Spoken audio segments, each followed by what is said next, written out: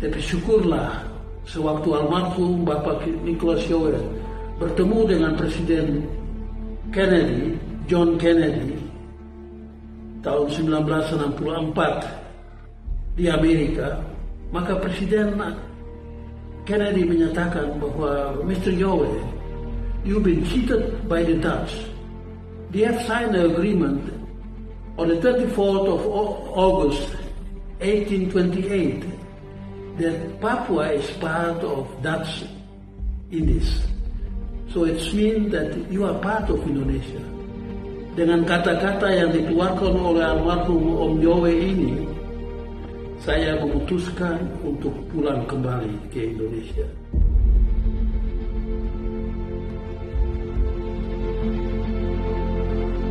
Tapi saya setelah mengelilingi dunia selama 40 tahun mencari apa arti kemerdekaan, apakah benar bangsa Papua itu merdeka. Setelah mendapat jawaban dari Bapak almarhum Nicholas Yohe di Belanda, maka saya memikir bahwa saya harus kembali ke Republik Indonesia. Dan saya kembali tahun 2007.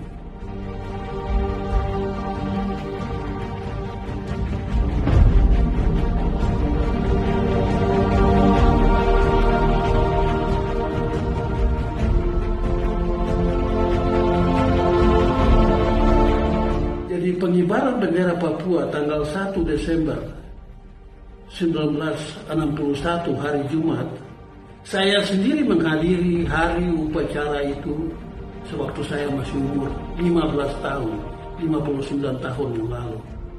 Tidak banyak orang yang hadir di waktu itu.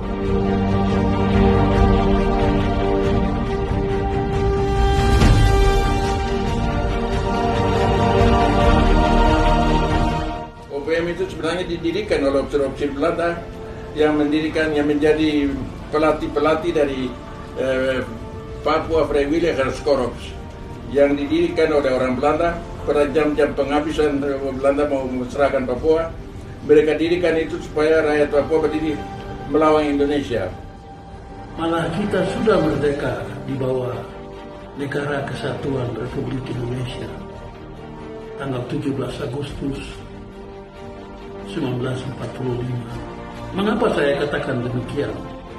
Karena pada tanggal 24 Agustus tahun 1828, pemerintah Belanda atau pemerintah kolonial Belanda di waktu itu resmi menyatakan bahwa tanah Papua adalah bagian dari Hindia Belanda.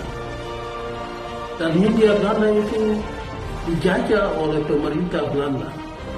Untuk itu, kita sudah merdeka tanggal 17 Agustus 1945. Kita adalah bagian dari Republik Indonesia.